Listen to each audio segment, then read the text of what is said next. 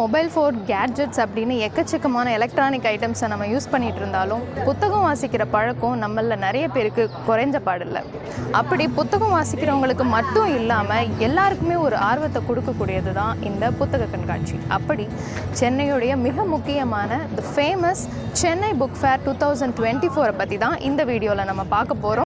சென்னை புத்தக கண்காட்சி அப்படிங்கிறது தென்னிந்திய புத்தக விற்பனையாளர்கள் மற்றும் பதிப்பாளர் சங்கத்தால சென்னையில ஆண்டுதோறும் நடக்கக்கூடிய ஒரு புத்தக கண்காட்சி. இந்த கண்காட்சி பொதுவா புத்தாண்டு பொங்கல் காலகட்டத்துல 2 வாரங்கள் நடைபெறக்கூடிய கண்காட்சி. கொல்கத்தா புத்தக கண்காட்சிக்கு பிறகு நாட்டிலேயே 2வது பெரிய புத்தக கண்காட்சி தான் நம்ம சென்னை புத்தக கண்காட்சி. புத்தக கடைகள் மட்டும் இல்லாம உணவு மற்றும் சிற்றுண்டி ஸ்டால்கள், விவாத மேடைகள், போட்டிகள் அப்படின்னு பல விஷயங்களும் இந்த கண்காட்சியில இடம்பெற்றிருக்கு. சென்னை புத்தக கண்காட்சி பத்தின சுருக்கமான வரலாற்றை நம்ம இப்ப பார்க்கலாம். முதல்ல இது மெட்ராஸ் புத்தக கண்காட்சி அப்படின்னு அழைக்கப்பட்டது. இது 1977 ஆண்டு டிசம்பர் 14 இருந்து 24 வரைக்கும் நடைபெற்றது. முதல் மெட்ராஸ் புத்தக கண்காட்சி 22 ஸ்டால்களை கொண்டிருந்தது. BI பப்ளிகேஷனுடைய KV மேத்யூவின் முயற்சியால மதராசா இயாசாம் பள்ளியில நடைபெற்றது. புத்தக கண்காட்சியினுடைய அடுத்த 5 பதிப்புகளையும் நடத்த அவர் திட்டம் வகுத்தாரு. ஒரு காலகட்டத்துல புத்தக கண்காட்சி பிரபலம் அதிகரிக்க ஆயிரக்கணக்கான மக்கள் புத்தகங்களை வாங்க ஸ்டால்களுக்கு வருகை தந்தாங்க. 12வது சென்னை புத்தக கண்காட்சியில WHO வெளியீடுகளுடைய தமிழ் மொழிபெயர்ப்பும் விற்பனைக்கு வைக்கப்பட்டது. இந்த புத்தக கண்காட்சியினுடைய வெற்றியை தொடர்ந்து தென்னிந்திய புத்தக விற்பனையாளர்கள் மற்றும் பதிப்பாளர் சங்கம் உதகமண்டலம், திருவனந்தபுரம், பாண்டிச்சேரி மற்றும் திருச்சிராப்பள்ளி ஆகிய இடங்கள்லயும் இதே போல புத்தக கண்காட்சிகளை தொடங்கினாங்க. ஆரம்பத்துல புத்தக கண்காட்சியினுடைய இடம் காயிதே மில்லத் மகளிர் கல்லூரியில நடைபெற்றது. 2009 ஆண்டு நடைபெற்ற 32வது பதிப்புல பார்வையாளர்களுடைய எண்ணிக்கை 10 லட்சத்தையும் தாண்டியது. 2013 சென்னை மெட்ரோ ரயில் கட்டுமான பணிகள் காரணமா புத்தக கண்காட்சி நடைபெறும் இடம் நந்தனம் YMCA மைதானத்திற்கு மாற்றப்பட்டது. சென்னை புத்தக கண்காட்சி சென்னையினுடைய மிகப்பெரிய நிகழ்வுகள்ல ஒன்றா கருதப்படுது. இந்த புத்தக கண்காட்சி 47வது புத்தக கண்காட்சி ஆகும்.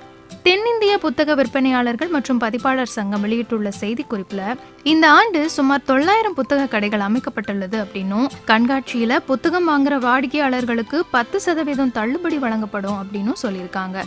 இது குறித்து புத்தக ஆர்வலர்களிடம் நம்ம கேட்கலாம். நான் முனைவர் பட்ட ஆய்வாளராக இருக்கேன் ராணிமேரி கல்லூரியில். நான் கடந்த 4 வருஷமாக இந்த புத்தக கண்காட்சிக்கு வந்துட்டுருக்கேன். எனக்கு தேவையான நூல்கள்லாம் பெரும்பாலும் நான் புத்தக கண்காட்சியில் தான் வாங்குறது உண்டு. ஏன்னா ஒவ்வொரு பதிப்பகத்தையும் தனித்தனியாக தேடி போய் வாங்குறதுன்றது ரொம்ப சிரமம். நான் ஒரு பார்வை மாற்றுத்திறனாளி, அதனால் பிரைலி நூலகம் கூட இங்கே போட்டிருக்காங்க. இந்து சமய அறநிலையத்துறை, தமிழ்நாடு பாடநூல் கழகம், உலக தமிழாராய்ச்சி மையம் ஆகியவற்றோட ஸ்டால்களும் இந்த புத்தக கண்காட்சியில் இடம்பெற்றிருக்கு. இது குறித்து எழுத்தாளர்கள் மற்றும் பதிப்பாளர்களிடம் நம்ம கேட்கலாம். 47வது சென்னை புத்தக காட்சி என்பது மிகவும் முக்கியமானதாக பார்க்கப்படுகிறது. ஏன்னா ஒரு நீண்ட இடைவெளிக்கு பிறகு 1 இயருக்கு பிறகு இந்த புக் ஃபேரானது மீண்டும் சென்னையில் நடக்குது. பல மாவட்டங்களில் இந்த புக் ஃபேர் தொடர்ந்து நடத்தப்பட்டாலும் சென்னை புக் ஃபேர் எப்பயுமே ஒரு முக்கியத்துவம் வாய்ந்த புக் ஃபேராக இருக்கும். ஏன்னா நிறைய புத்தகங்கள், எழுத்தாளர்கள், சென்னையில் இருக்கக்கூடிய எழுத்தாளர்கள், தமிழகத்தில் இருக்கக்கூடிய அனைத்து எழுத்தாளர்களும் தங்களுடைய புத்தகத்தை சென்னை புத்தக கண்காட்சியின் போது வெளியிட வேண்டும் என்ற ஆர்வத்தில் நிறைய புத்தகங்கள் வெளியிடுவார்கள். இந்த முறையும் இங்கே இருக்கக்கூடிய பல்வேறு பதிப்பகங்கள் நிறைய புது புது புத்தகங்களை இங்கே கொடுத்திருக்கிறார்கள். நான் செந்தில்குமார், விஷ்ணுபுரம் பதிப்பகத்தின் உரிமையாளர்களில் ஒருவர். நம்மளுடைய அரங்கத்திலையும் சரி, பதிப்பகத்தில் முக்கியமாக எல்லாமே இலக்கிய சம்பந்தப்பட்ட புத்தகங்கள் தான் இருக்கும், சீரிய இலக்கியங்களே இருக்கும். இது தவிர 2வது முறையாக திருநங்கை பிரஸ் LLB புத்தக ஸ்டாலும் இந்த கண்காட்சியில் வைக்கப்பட்டிருக்கு. வணக்கம், என்னோட பேர் கிரேஸ் பானு. நான் திருநங்கை பிரஸ் LLPயோட CEO. அண்ட் நாங்கள் இப்போ கடந்த வருடம் இந்த சென்னை புத்தக கண்காட்சியில் பார்ட்டிசிபேட் பண்ணோம். இந்த வருடம் 47வது சென்னை புத்தக கண்காட்சியில் ஸ்டால் நம்பர் 164Dயில் இங்கே திருநங்கைகள், திருநம்பிகள், பால் புதுமையினர் எழுத்தாளர்களுக்கான அரங்கு நாங்கள் வச்சுருக்கிறோம். ஸோ இதில் குறிப்பாக எங்களோட பதிப்பகத்திலேருந்து கிட்டத்தட்ட 20க்கும் மேற்பட்ட திருநங்கையர், திருநம்பியருடைய நோட்கள் நாங்கள் பப்ளிஷ் பண்ணியிருக்கிறோம். சிறு வயதிலிருந்தே புத்தக ஆர்வத்தை வளர்க்கும் பெற்றோர்களுக்கு மத்தியில் அதனை மேலும் ஊக்குவிக்கும் வகையில் சிறுவர்களுக்கான புத்தக ஸ்டால்களும் இடம்பெற்றிருக்கு. பொதுவாக பெரியவங்களுக்கான இலக்கியத்துக்கு தான் நிறைய புத்தகங்கள் இருக்கும் அப்படிங்கிறதெல்லாம் தாண்டி இந்திய அளவில் எப்படி ரஸ்கின் பாண்ட் வந்து ஆங்கிலத்தில் சிறுவர்களுக்காக நிறைய எழுதுகிறாரோ, இந்தியாவில் கேரளாவில் மலையாளத்தில் எப்படி நிறைய புத்தகங்கள் இருக்கும், அந்த மாதிரி தமிழில் சமகாலத்தில் நிறைய சிறுவர்களுக்கான புத்தகங்கள் வெளிவந்துகிட்டு இருக்கு.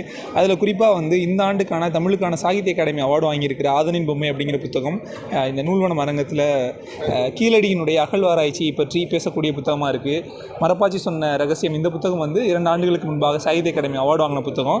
இது இல்லாமல் குழந்தைகளே வந்து நிறைய சிறார் இலக்கியத்துக்கு பங்களிப்பு செய்கிறாங்க. இந்த கடற்கண்ணி எலினாங்கிற இந்த புத்தகம் வந்து 2ஆம் வகுப்பு படிக்கிற ஒரு அரசு பள்ளி குழந்தை, அவள் வந்து ஏஞ்சல் அப்படின்னு சொல்லக்கூடிய அந்த பாப்பா வந்து கொரோனா காலத்தில் கதை சொல்ல ஆரம்பித்து அவங்க இந்த கதைகள்லாம் எழுதியிருக்காங்க. சிறுவர்கள் எழுதக்கூடிய கதைகளும் இந்த ஸ்டாலில் இருக்குது. என் பெயர் வேணில் இவங்க வந்து ஒரு 8th ஸ்டாண்டர்ட் படிக்கக்கூடிய பாப்பா. இவங்களோட கதைகள் வந்து மகாராஷ்டிராவில் கூட வைக்கப்பட்டிருக்கு, பாடத்திட்டத்தில் இவங்களுடைய கதைகள் வைக்கப்பட்டிருக்கு. என் பெயர் வேணில் ரமணி எழுதியிருக்காங்க. இந்த மாதிரி நிறைய சிறுவர்கள் எழுதினது தொட்டு சிறுவர்களுக்காக பெரியவர்கள் எழுதின கதைகள் வரைக்குமாக நிறைய விதவிதமாக குழந்தைகளுடைய உளவியல் புரிந்து கொண்டு குழந்தைகளுக்காக எழுதக்கூடிய கதைகள் இந்த அரங்கத்தில் நிறைய கிடைக்குது. இது மட்டும் இல்லாமல் கைவினைஞர்களுடைய வாழ்வாதாரத்தை உயர்த்தும் வகையில் தமிழ்நாடு கைவினைப் பொருட்கள் மேம்பாட்டுக் கழகத்தினுடைய கண்காட்சி அரங்கம் பொதுமக்களின் பார்வைக்காக பூம்புகார் வளாகத்தில் வைக்கப்பட்டிருக்கு. கண்காட்சியின் போது மாணவர்களுக்கான போட்டிகளையும் பப்பாசி ஏற்பாடு செய்துள்ளது. என்னதான் இப்போ இருக்கிற காலகட்டத்தில் ஆன்லைனில் நம்ம ஆர்டர் பண்ணி புக்ஸ் வாங்கினாலும் நேரில் வந்து அந்த புத்தகங்களை தொட்டு பார்த்து படிக்கிற ஒரு அனுபவம் நமக்கு கிடைக்காது. அந்த மாதிரியான ஒரு அற்புதமான அனுபவத்தை கொடுக்குற இடமா தான் இந்த சென்னை புக் ஃபேர் இருக்குது. நம்ம இவ்வளோ நேரம் பார்த்தோம், எவ்வளோ பேர் இந்த புத்தக கண்காட்சியை வந்து பார்க்குறாங்க. பல்லாயிரக்கணக்கான பப்ளிஷிங் ஹவுஸ் இங்கே வந்து வைக்கப்பட்டிருக்கு. அது மட்டும் இல்லாமல் பார்வையாளர்களுக்கான ஃபுட் ஸ்டால்ஸ், இந்த மாதிரி பல ரெஃப்ரெஷ்மெண்ட் சென்டர்ஸும் இங்கே இருக்குது. நீங்கள் எல்லாரும் இந்த புத்தக கண்காட்சியை வந்து பார்த்து பயன்பெறுமாறு நாங்கள் கேட்கிறோம். நன்றி.